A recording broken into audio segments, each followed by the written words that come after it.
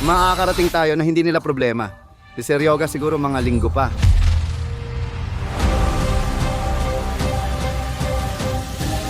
Talagang natutunaw, parang ganun. O, dumating si Seryoga nung linggo. Magandang araw mga kaibigan! Kasama niyo ulit ako, Vyacheslav is my love o Via Nissan Pathfinder tulad ng nakita nyo. Mahabang biyahe, kumpleto ang team, halos 1,000 kilometro ang lalakbayin para bumili ng sobrang laki at interesting na bagay. Base sa pamagat ng video, alam nyo na siguro, nagmamadali kami ngayon dahil ang presyo ang tamis.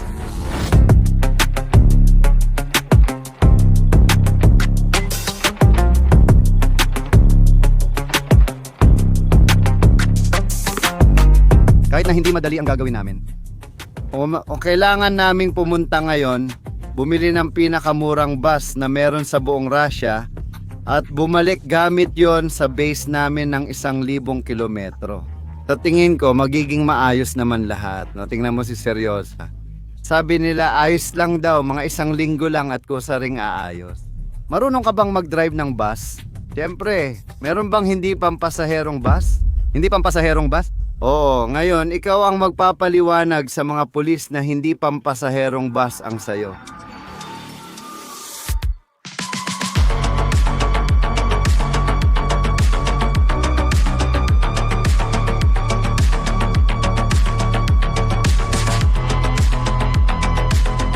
Narito na tayo sa destinasyon. Maraming mga bus ang nakaparada dito. Oh, lumingon kayo mga Ginoo, sobrang daming bus dito. Sabi nga nila, pumili ka na lang ayon sa gusto mo at kulay. Eh, tayo naman ay namimili ayon sa budget, gaya ng dati.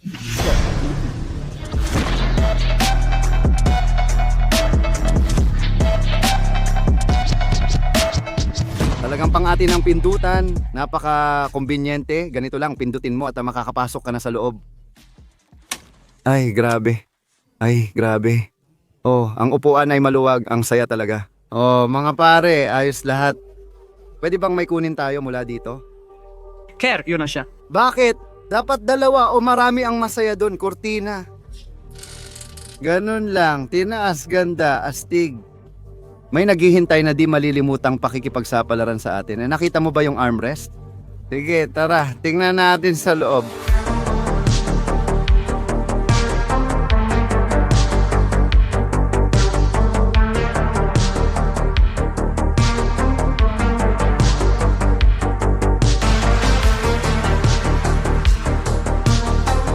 Maligayang pagdating.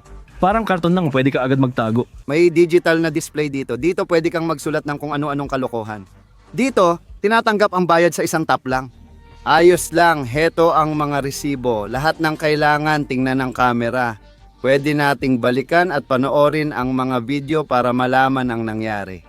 Kaya mga kaibigan, siguraduhin ninyong panoorin ang video hanggang dulo at mag-like na kayo ngayon. Ipakikita namin ang laman ng kamerang ito. Siguradong ikokonekta namin at titingnan kung ano ang nangyari sa bus na ito. Ayos at maganda, maayos din ang alaga, pero yung wire ng ground lang talaga. Detalye lang yan, di ba? Sa kabuuan, ayos naman lahat, lahat ay ayon sa dapat, lahat ay maayos.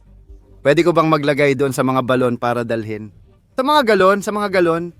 Oo, theoretically, pwede bang kumuha ng gasolina? Dahan-dahan. Ay, napuno na. Ayos lang, ang dami mong pwedeng gawin na kalokohan dito, parang mga tanga yung lalabas ngayon, tapos mga siraulo naman sa susunod. Hindi, pero ano ba talaga ang issue sa methane? Sabi nila parang bihira lang ito. Wala, sa daan wala. Ibig sabihin ang problema lang ay kung makakarating tayo o hindi. Makakarating o hindi lang. Hindi kami nagpapasakay ng walang ticket. Anong kailangan mo? Barya lang, hahaha, bigyan mo siya, bigyan mo, hahaha. Salamat, walang anuman. Hindi pa namin mapacheck ang oil pressure sa gauge, sa idle. Okay naman, pero hindi pa namin mapacheck kasi umiinit. Sa idle, 2 bar, minsan lampas pa sa 2. Gumagana ba ang heater? Oo, gumagana ang heater, umiikot at umiinit na. Umabot na sa 4 na po, tumaas na ayos. Ibig sabihin, parang ayos naman, maayos ang takbo ng lahat. Pero syempre, may kaunting issue sa goma, detalye lang yon. Oo, anong kama? Mga slicks yan, grabe. Ano bang ibig sabihin nito? Pwede bang mag-drift gamit yung bus? Magpakitang gilas. Anong gagawin? Anong gagawin? Oo, hindi mahalaga. Anong sinabi mo? Ano? Tingnan nyo kung gaano kadaling maglagay ng likido sa radiator. Sobrang dali talaga. Hindi ba dito? Grabe, di ko naman feel na tanga ako. Iba talaga itong Pasig. Kumuha kami ng professional na driver ng bus kasi sinabi sa amin na maraming pulis sa daan at baka kunin nila sa amin to. Kaya napilitan kaming maghanap at kumuha ng professional na driver ng bus. Ayan na siya. Natasha, hindi ka ba natatakot? Oo, ayos lang lahat mga pare. Hintayin lang natin yung boss. Makipagtawaran tayo ng kaunti tapos aalis na tayo. Pero syempre, subukan muna natin sakyan bago umalis. Kayang bumiyahe ng 1,000 kilometro gamit ang methane ng maayos. May pressure, gumagana ang kompresor at tahimik ang makina. Methane lang yan. Magpapakarga tayo, tapos ayos na. Hintayin natin yung boss para makipagtawaran. Sa tingin ko yun lang muna. Ayos na pare. Natawaran agad, 170,000 rubles na lang yung bus. Tara, kunin natin yung pera at gagawa ng deed of conditional sale. Ayos na.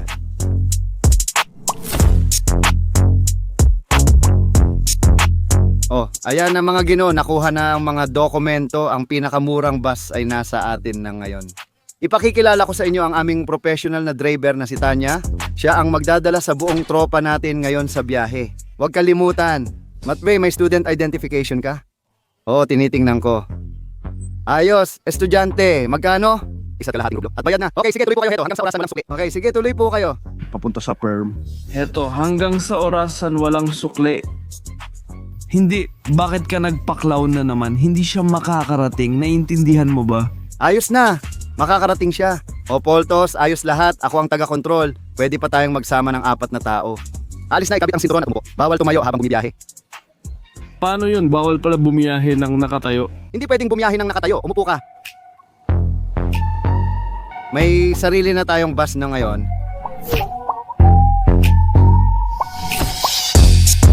Sige, titingnan ko ang pasahero. Ikaw, saan ka bababa? O, tingnan mo, hindi kita iikot ng 2 beses ha. Ano ka ba, unggoy? O, umupo ka ng maayos. Hoy, anong ginagawa mo? Kaibigan ko yan. Hoy, pakinggan mo. Basko to, anong akala mo? Inay, dahan-dahan lang po, please. Ayos lang lahat, maayos naman. Ay. Huwag kang matakot, Natasha, ayos lang lahat. Ang pinakamahalaga, kahit ang preno, ibig sabihin meron naman. Pinipindot ko, gumugulong naman ng maayos. Kailangan lang talagang masanay dito. Ayos, maayos ka namang kumilos. Bakit ka nga ba umupo dito? Para ito sa may kapansanan at may sakit sa pag-iisip. Para ito sa matatanda at bata, pero ikaw, matanda o bata? Pero ikaw ba, matanda o bata? Hindi ko maintindihan. Nasa gitna ako nila, nakaupo ako sa pagitan ng mga upuan.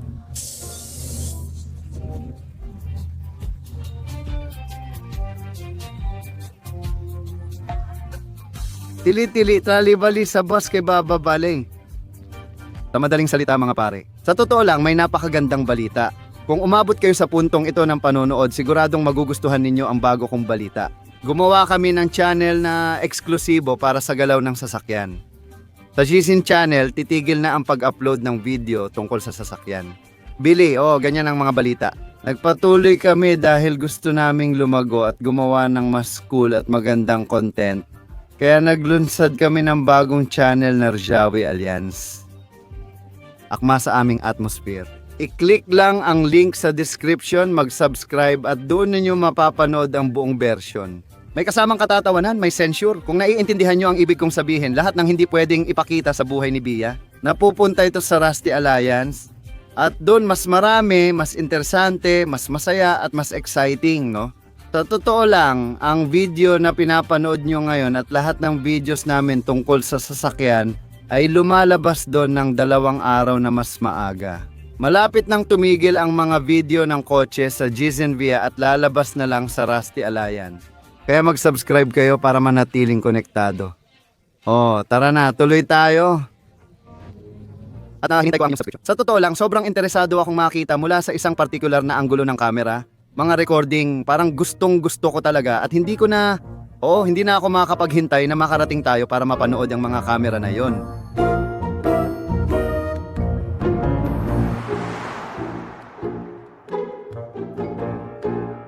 Ang galing natin. Natapos natin ang unang checkpoint, nakarating tayo sa Metanong gasolinahan, Smetano Boy. Motya, ipakita mo na ang masterclass at mas madalas pa na wala. Totoo ba? Seryoso? O anong tao? Sandali, hindi ko lang maalala kung alin ang kailangan. Alin bang switch? Yung pula muna tapos yung itim? O paano? Ayan, gumana na at nandito na. Baliktad lang ang pagkakasunod, kailangan bang magbayad? Magandang araw, pwede bang punuin ng pang-apat hanggang brim? Lumayo ka sa bus.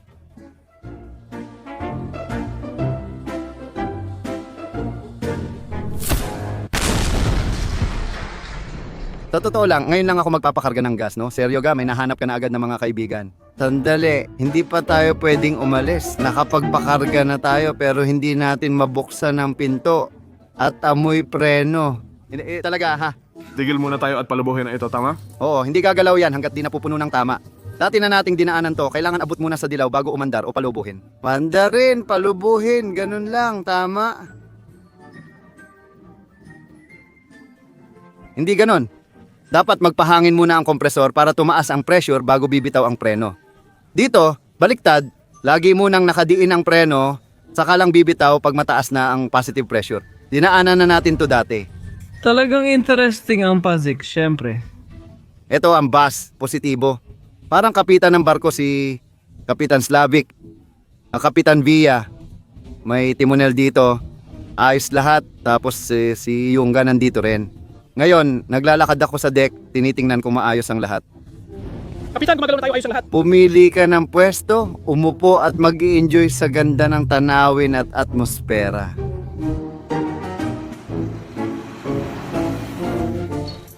Ayos lang ba?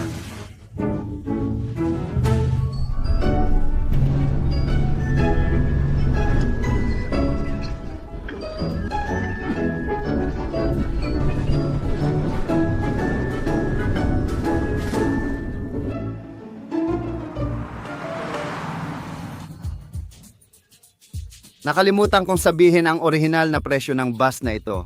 Kung interesado ka, bisitahin mo ang Drom. Maraming nakakatuwang anunsyo at nakakagulat na presyo ng sasakyan doon. Ang Drom ay napaka-convenient na app para bumili at magbenta ng sasakyan. Palagi ko itong ginagamit. Kapag kailangan ko ng siguradong maayos na kotse, ginagamit ko ang filter na mula sa may-ari para lumabas lang ang mga anunsyo ng totoong may-ari. Kung ibebenta mo ang sasakyan mo, isang click lang sa Drom. I-upload lang ang STS o SORG at si Drom na ang bahala sa detalye at pagpuno ng fields ng anunsyo. Mabilis, convenient, at walang hassle. Ayos na. Sa Drom hindi ka maloloko, lahat ng kotse ko doon ko kinukuha. Kaya kung bibili ka ng sasakyan, punta ka sa Drom. Iiwan ko ang link na nakapin na komento. Panoorin ang video para malaman kung 1,000 kilometro kaming bumiyahe gamit ang bus na ito. Ang dami naming upuang pwesto pero bakit kaya lahat nakatayo? Ano yan? May nakita ka? Totoo ba? Ayun pala.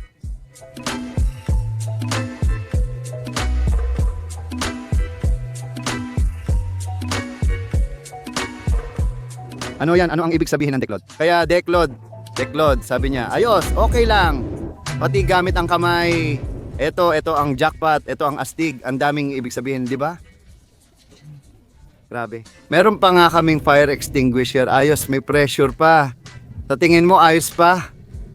Oo, nakasulat naman, oo. Bakit naglilinis si Kapitan sa barko? Kung sino ang nagkalat, siya rin ang maglilinis. Tama nga naman.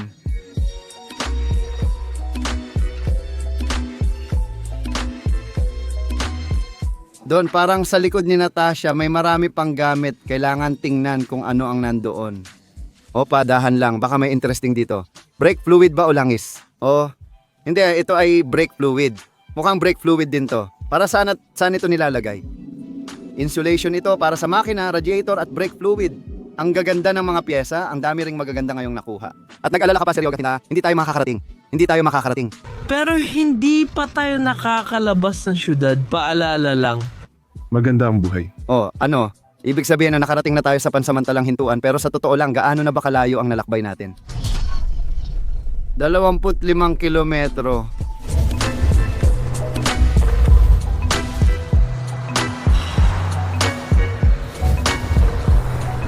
Totoo. Sa madaling salita, ang pinakamahalaga ay umaandar ang bus. Walang problema. Magmemeryenda tayo ngayon sa Abshiron 24. Kompleto dito. Shawarma, samsa, gulay, grill, shashlik. Anong kakainin mo na pwedeng sumakit yan mo? Siguro susubukan ko ang samsa mula kay Abshiron.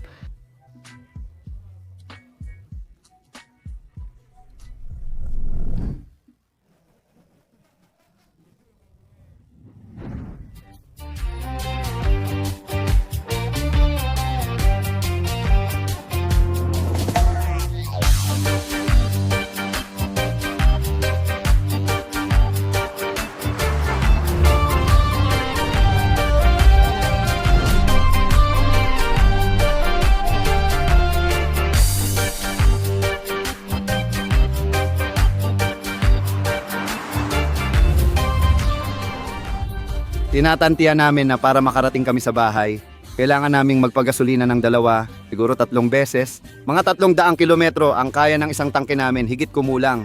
Matya, may ilaw na naka-on dito, ayusin mo. Tanggalin mo na, anong ginagawa mo? Ayusin mo ng tama. Bakit iniikot mo ang tornilyo pero ang nasisira ay ilaw? O, umilaw na. Ay umilaw na. Kailangan nating magtago. Magtago lang. Matya, humiga ka bilang pangatlo sa hanay. Ayos lang ha, magandang gabi.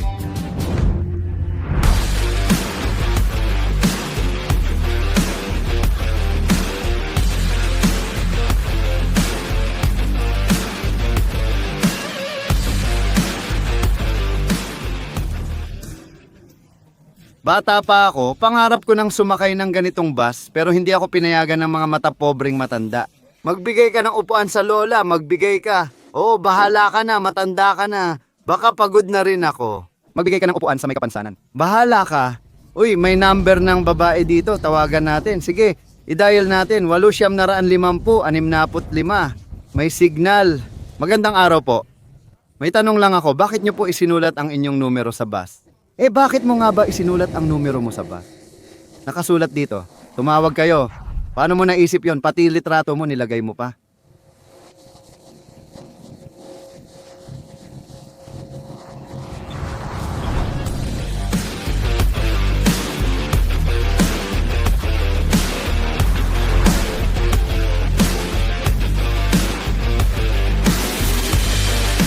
Malapit na tayong magpagasolina sa gabi, ganito ang itsura ng ating night bus. Sa totoo lang, wala namang masyadong nagbago dito maliban na lang sa natulog na si Seryosa. Seryo, anong nangyari sa'yo? Seryo, anong nangyari sa'yo? Metan, diretso sa unahan ay Metan, diyan na natin makikita yon. Oo, doon tayo Metan, propan. Ano ang hindi pwedeng gawin ng mag-isa? Ha? Bakit nga ba hindi pwedeng gawin ng mag-isa talaga?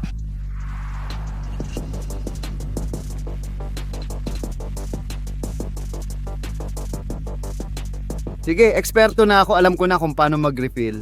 Mga Ginoo. Tulad ng sinabi ko, sanay na ako dito sa lahat. Lahat sa prinsipyo, pareho lang din.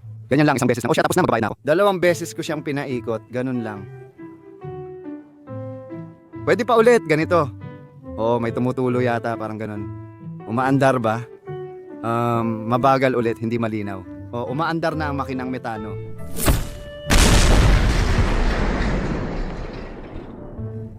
Himala. At sabi mo, halos kalahati na ng biyahe ang nalakbay natin. O, kalahati pa lang. May gabi pa sa unahan. Ayun, isa pang detalye, di ba? Pagkatapos ng bawat hintuan, kailangan mong tumayo at magbomba ng pressure sa air circuit. Kung hindi, hindi aandar. Pwede ba subukan kong umandar? Oo, nasaan ba yon? Una dito, tama. Pero dapat sa pangalawa magsimula. Nakuha, tatanggalin ko na ba ang handbrake? Natanggal na. Sige, umaandar na tayo. Hindi na siya manual. Saan ang ikatlo papunta sa sarili? Oo, babalik tayo. Pwede nang ipasok. Hindi mo na ilagay? Kaliwa, tama. Bakit hindi mo ginagawa? Ay, Slabik! Ano ba naman, Sanya?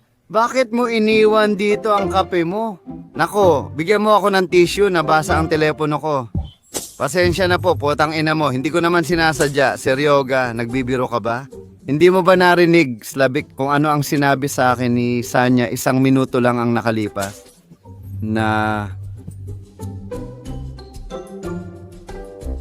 Sabi niya, Nakita ko iniwan ng lahat ng mga driver tapos hindi mo alam ano? Oo. Sabi niya sa akin, walang natatapon. Sa sarili mo, di ba? Sa sarili mo. Oo, nakakatakot. Grabe, hindi mo maisip. Sa ganitong kalaking makina. Mga lalaki, kapit lang kayo. Oo.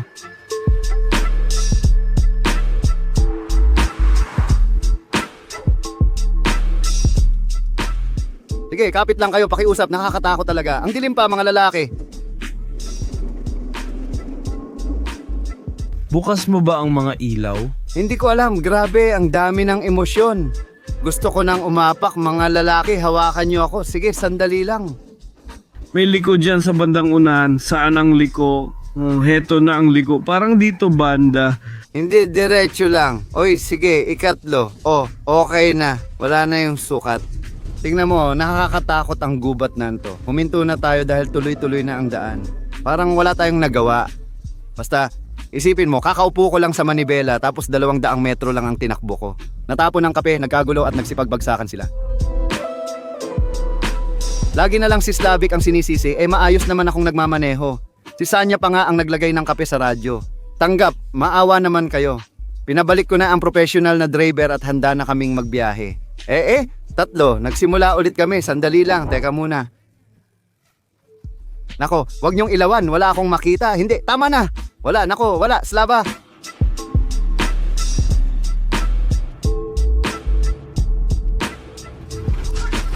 Nako, parang wala talaga siyang silbi, hindi talaga umaandar.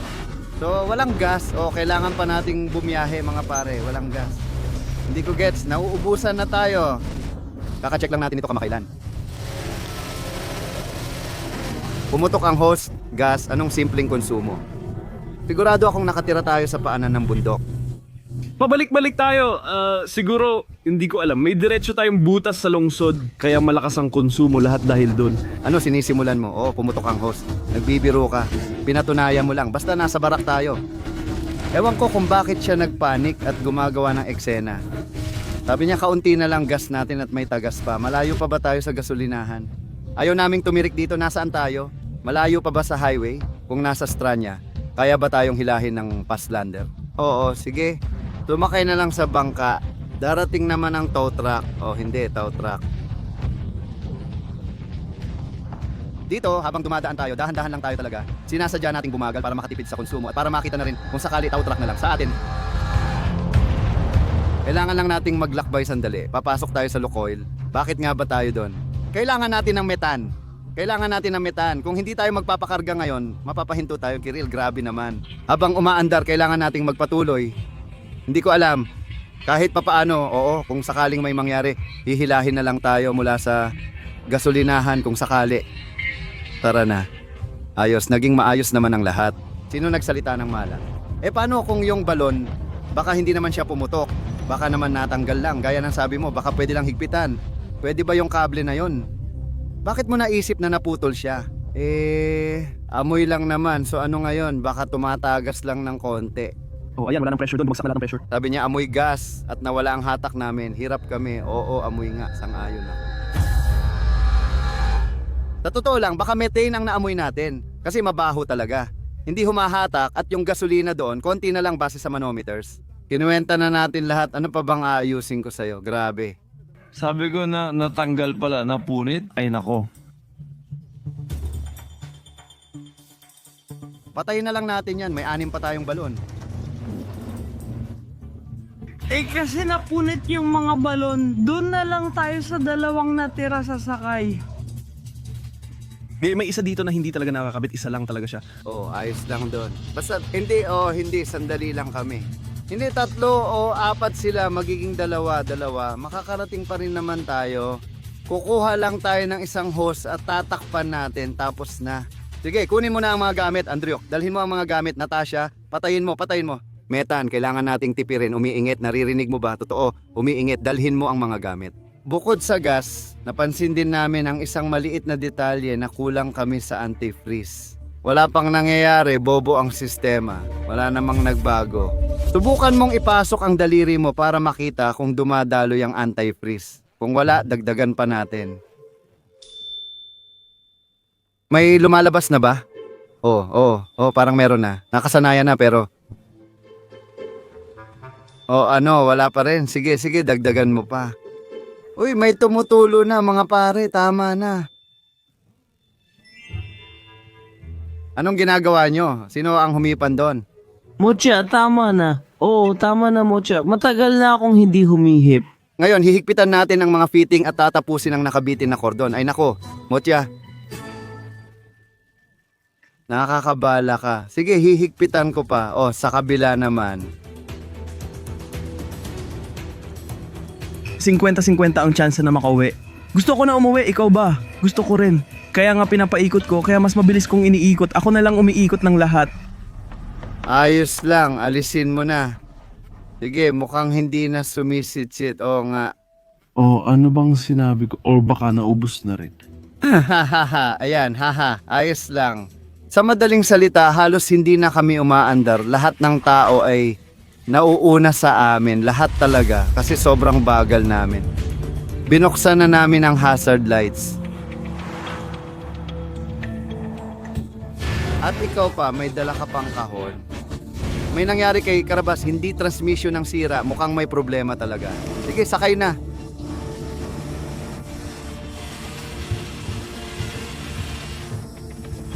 Sige nga, subukan mong ilipat. May isa pa tayong problema ngayon.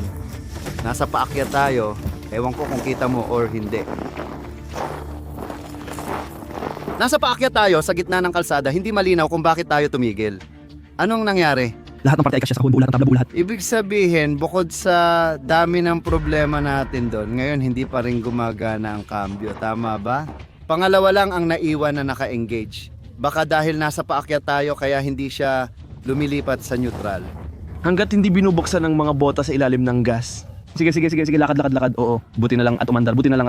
Kailangan nating umandar at subukan lumabas, baka mamatayan tayo ng makina. Baka naubos na ang gas. Ayos lang, umiikot naman at gumagamit ng langis. Umuusad pa rin, siguro sa natitirang singaw na lang, pero hindi ko maintindihan. Hindi malinaw doon kung ilan ba talaga, parang 0 yata.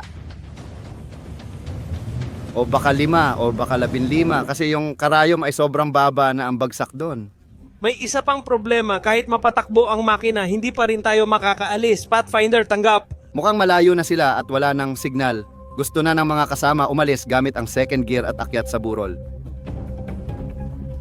May mali sa transmission. Ito ay...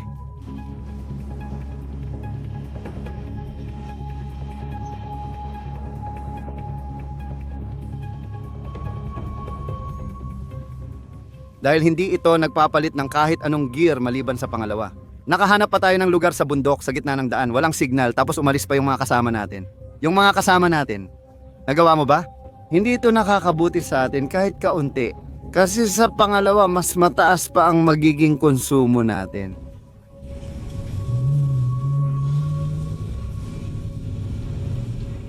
O, sa mga pataas mo, sa ikatlo, sa ikaapat na mas mababa ang konsumo kasi hindi masyadong nahihirapan ang makina. Pero ngayon, basta na lang tayo magdadrive sa pangalawa. Sa highway, paalala ko lang, sa highway, ibig sabihin, kahit wala kang clutch, di ba? Tignan mo, nagkakambyo at umaandar tayo pero walang pagbabago. Hindi dapat ganun. Sinubukan ko mag-reverse dito, nakakatawa kasi dumikit ka sa kanan. Nalaman na namin na paano diretso sa gearbox. Gusto sana naming mas pag-aralan itong parting ito. Naisip lang ni Molly na itulak ito sa gilid. Iangat ang handbrake, patayin ang makina at mga ilaw. Sige, pakinggan natin ang tunog. Bakit sa mga ilaw? Wala tayo, may problema ba dito? Ano, nasa freeze ba? O kasi, kita mo natabunan na lahat at nilagyan ng takip ang radiator. Siyempre, baka naman sa bangkay. Sabi ko nga, natabunan na yun. Hindi sumisit-sit. Hangin lang yan. Putik, masyado nating isinara ito. Akala ko wala nang hangin dito. Ako nga, hindi na ako huminga. Sige, ibaba mo pa. Kailangan talaga natin ng gamit ngayon. Meron bang kahit ano dyan sa Largos, mga susi or kung ano man? Wala sa Largos?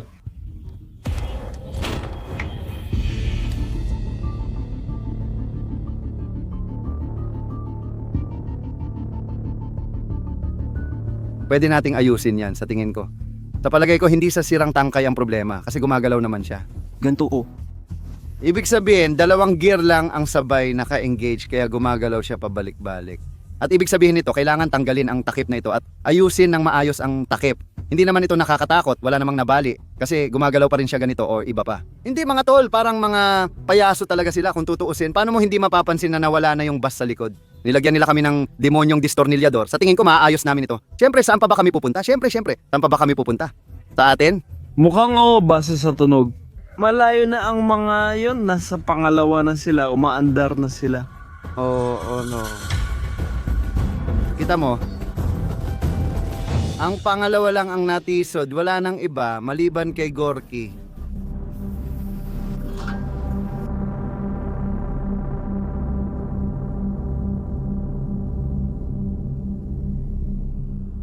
At dahil doon, napainit sila. Hindi, kung naiintindihan mo na ngayon ay maayos ang lahat sa loob ng kahon at talagang gumagalaw ang baras at tayo. Kung di natin mapagana ng mechanical, may problema sa loob ng kahon at mas malala pa ito. Pero may pangalawa tayo, pwede tayong umandar gamit yon. Meron tayong pangalawang gear. Sino ang gumawa ng bolt na ito hanggang dito, ha? Ano? Sa loob ng kahon. Alam mo bang dapat napipili na ang gear habang ginagawa ko ito? Nabali ang fork natin, kailangan ba buksan ng gearbox? Naiwan na lang ang second gear. Ayun, ang mga Semkin, tagapagtama. Ganyan ang prinsipyo ng seryeng ito. Doon parang gumagalaw ang baras at namimili ng gear. Sige na. Salamat, hindi pa. Kailangan ko pang pumunta sa Chusovoy. Naalala ko pa nung binuksan ni Vanya ang gearbox.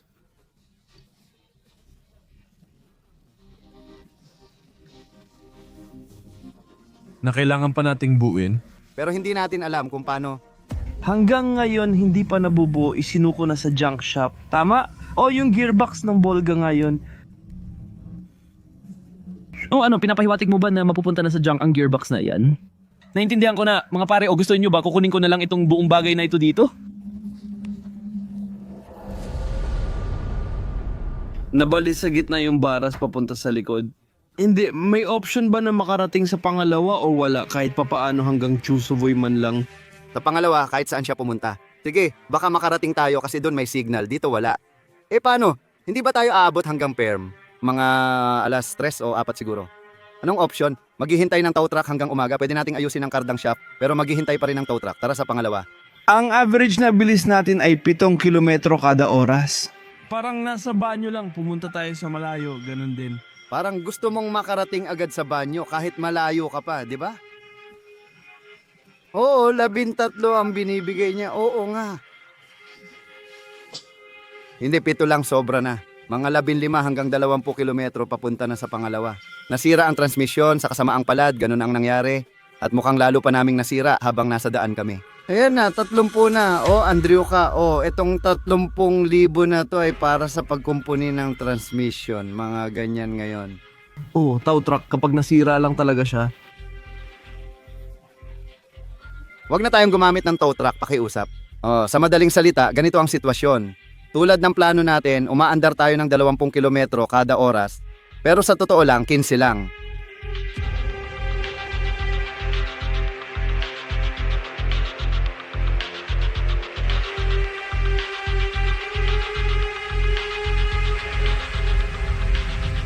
Layunin naming makarating sa pinakamalapit na bayan na may signal at maghanap ng masasakyan. Pero napakasama nito, ang makina ay hirap na hirap, no? Halos gumagapang na lang tayo at malakas ang konsumo natin ng gasolina. Sa totoo lang, malaki ang posibilidad na matalo tayo, pero patuloy tayong lumalaban. Advisni, may posibilidad. Wala bang CP? Ginawa na ang Shepa, hindi siya nalason, pinipindot siya. Ngayon wala.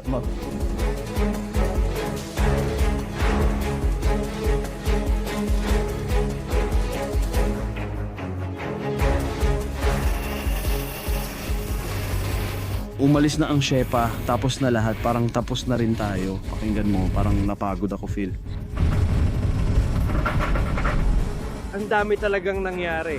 Akala ko guni-guni ko lang, parang may mga kidlat sa ilalim. Wala na tayong Shepa, nawala na ang Shepa, at kailangan nang mag-shift ng gear ngayon, Tapos na lahat, Yan ang kapital, parang nasa field ng mga Himalaya na yon. Tulad ng sinabi ko, napakalapit na ng pagkatalo. At naranasan namin ito. Naihahatid niya tayo hanggang Perm. O mula paru-paro hanggang Palamuti pati kalsada. Magkano? 10. Bakit? Pwede ba siya sumama? Sinabi mo agad na 10, 5,000. Sabi mo pero kulang Sinabi niya sa sarili na kulang. Tinanong mo kung 10.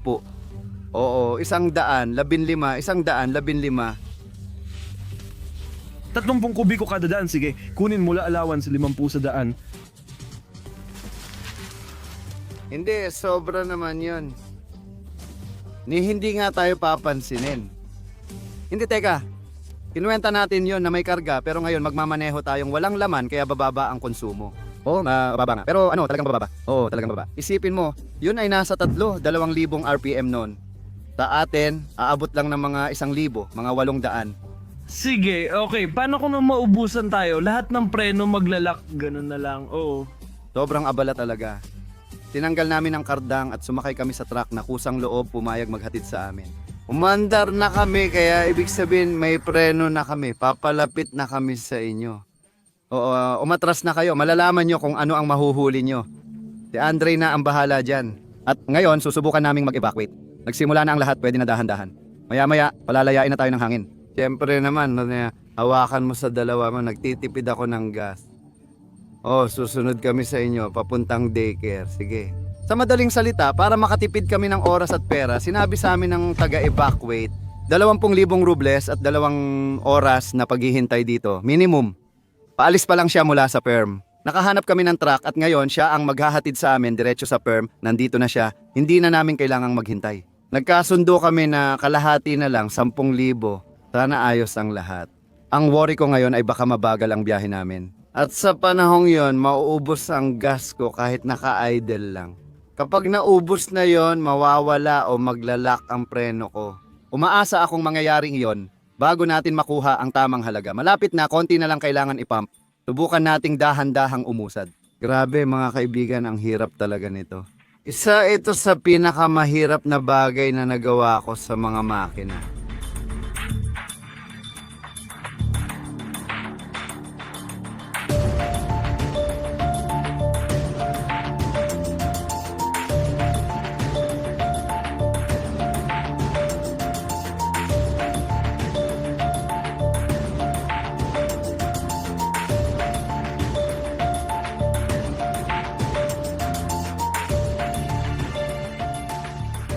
Ang hirap nito, lagi may malalaking truck na dumadaan na nagkakalat ng usok at dahil sa niebe halos wala kang makita.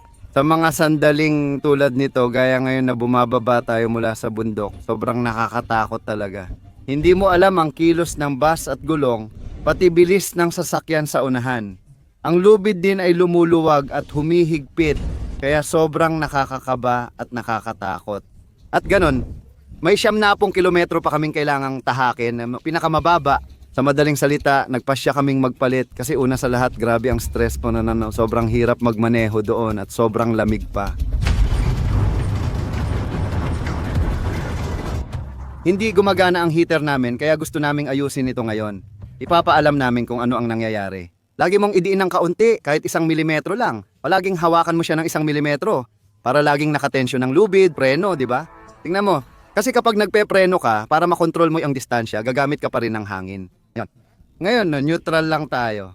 Ibig sabihin, sa 1,000 RPM, hindi siya nag-generate ng hangin. Sobrang kaunti lang. Pero para makatipid, umaandar tayo ng walang choke. At kapag naging 5 na lang o mas mababa pa, ayun, basta kapag nagsisimula ng umilaw yon, kailangan mo nang buksan ng choke. Pero huwag masyado, naririnig mo, Kiril. Yung kanang choke, sige, hayaan mo si Kiryuha ang mag-adjust niyan. Ito, huwag masyado. Gaano karami? Kaunti lang, higit sa 1,000, kaunti lang.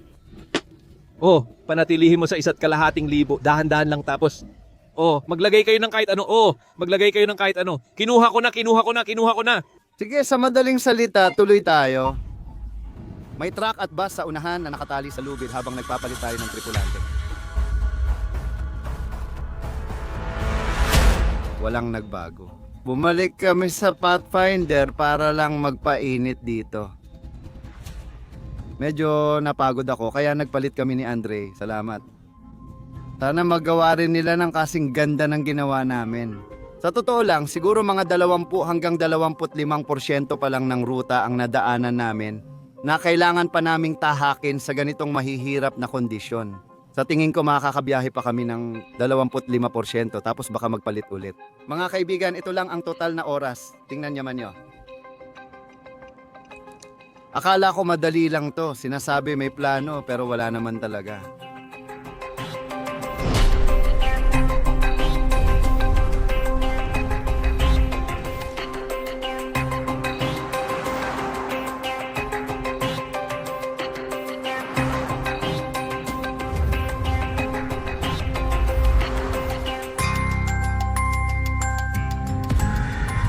Sobrang lupit lang talaga nito. Pero nakarating kami sa kalsada na halos diretso na papunta sa base namin.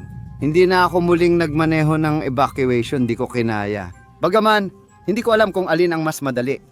Ang labanan ang sarili ko at ang antok sa ganitong sitwasyon habang umaandar ng 40 kilometro kada oras sa kalsada o ang makipagbuno sa lubid ng bus. Hindi ko alam kung alin ang mas madali. Oh, mga kaibigan, iikot na tayo ngayon dito sa butterfly na ito at mapupunta na ang bus sa base natin. Natapos din pero hindi pa lahat. Pwede pang matapos. Metan. Grabe mga kaibigan, nandito na tayo. Gumagana ang makina, may natitira pa tayong metal. Ngayon ay may 5 at kalahating tonelada tayo. Pero gumagana pa rin ito. Totoo, nag-iba ang tunog ng makina. Sa madaling salita, nagbago ang tunog ng makina. Lahat ng gamit ay inilalabas mula rito. Pero nagawa namin ito. Sobrang hirap talaga nito. Pero nagawa namin ito bilang isang buong team. Dinala namin dito ang bus na ito. Nasa amin na siya ngayon. At umaasa kami na marami pang video ang magagawa namin kasama ito. Nakarating na kami pero maaga pang magpaalam. Nangako kaming ipapakita ang mga recording mula sa camera na ito.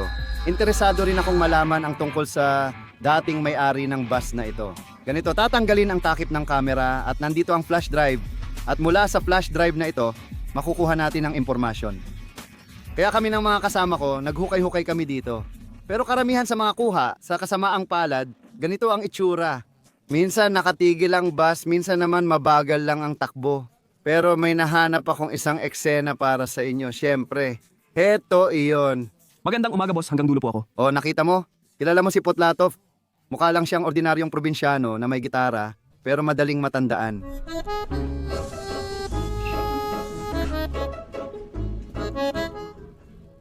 Pero hindi ganon. Tingnan nyo kung ano ang mangyayari pagkatapos. Itong lalaking naka-Amerikana parang may naaalala akong kakilala. Nakakatawang tao siya, pero ang totoong nakakatawa, ayan siya. Tingnan nyo, nahuli siya sa bus tapos kumakatok pa sa mga bintana. Maayos ba yon? Sa totoo lang?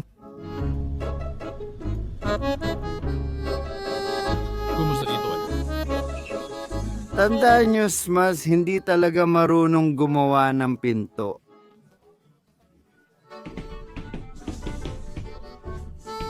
Ayun, basta nakulong siya pero parang bastos siya. Mangingisdang bastos, no? Saan kaya sila pupunta? Nakakatuwa lahat.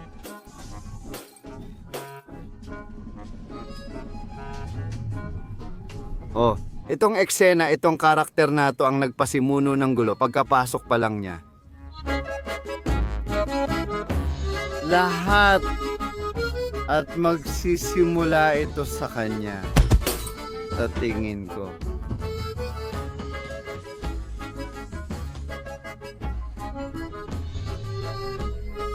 Ito na ang lahat ng kaguluhan. Panoorin nyo pa. Anong klaseng kalokohan to? Grabe, wasak talaga. Naiintindihan nyo ba kung anong nangyayari dun sa bus sa probinsya? Ang lupit.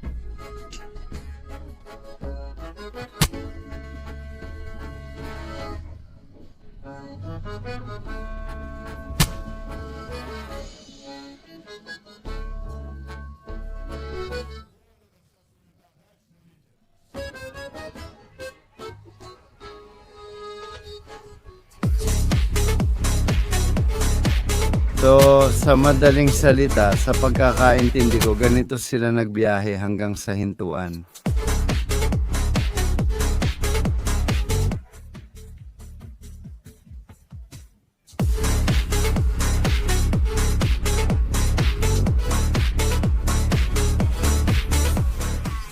Mga tol, mag-comment kayo kung sa inyo paano. Ganito rin ba sa mga city bus o para lang talaga ito sa kakaibang bus natin na unique at exclusive? Sana nag-enjoy kayo sa video namin at ngayon magpapaalam na kami. Hinihiling ko talaga na mag-subscribe kayo sa bago naming exclusive na channel na Javi Alliance. Maraming astig at masayang content doon. Kung napanood nyo na ang video sa Jizvia channel, bakit di nyo rin silipin doon? Dahil una sa lahat, mas maaga itong lumalabas doon at may pinalawak na version doon. Kaya siguraduhin pumunta kayo at mag-subscribe.